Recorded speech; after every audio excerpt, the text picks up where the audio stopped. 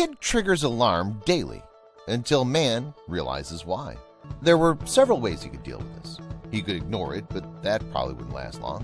And he could pull out all his hair. He could put up a sign, but a no trespassing warning felt far too aggressive.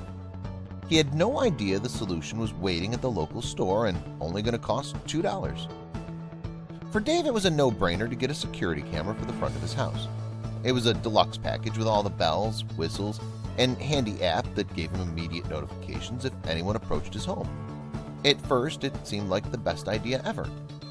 It wasn't the first time he'd lost an Amazon package to porch pirates or been the victim of some petty, annoying crime that the police didn't do much about.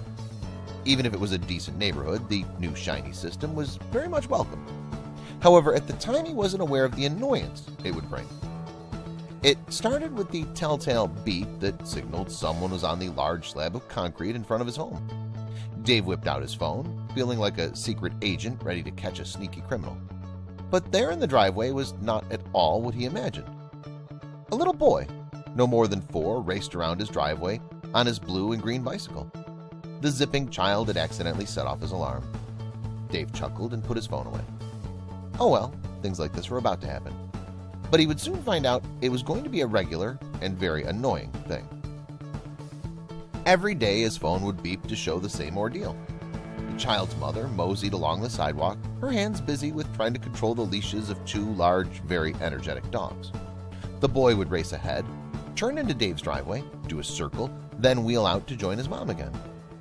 But what could he do about it? The constant notifications weren't just getting annoying, they were filling up his notifications and memory storage.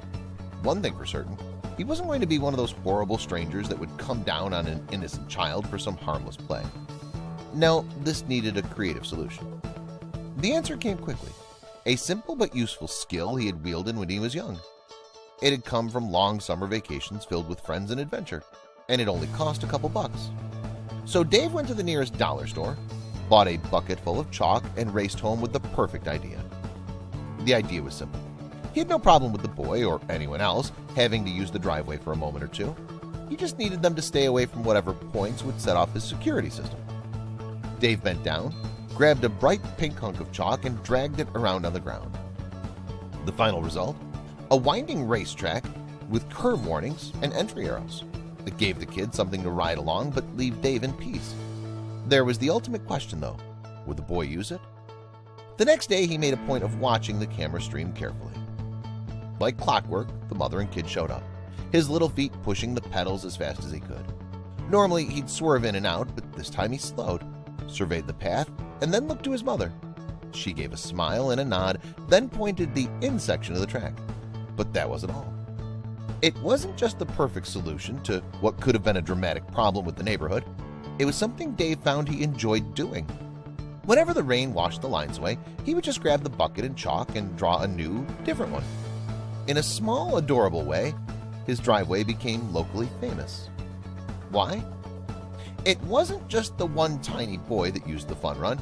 Many other children who sped in front of his house saw the opportunity and happily took it. As things couldn't get any cuter or surprising, Dave found something else appear on his recordings. First, the boy would now finish the tracks and then give a little thank you wave to the camera. Dave felt like he would melt into a puddle on the floor. Second, it wasn't just kids that used it. His jaw dropped when he saw that adults were using it too. One mom with a stroller grinned and took the side path, and shortly after a teen on a scooter did the same. A few grown-ups on their own bikes, even though it was tricky, decided to tackle the racetrack. It was a better solution than Dave could have ever imagined, one that made everyone happy.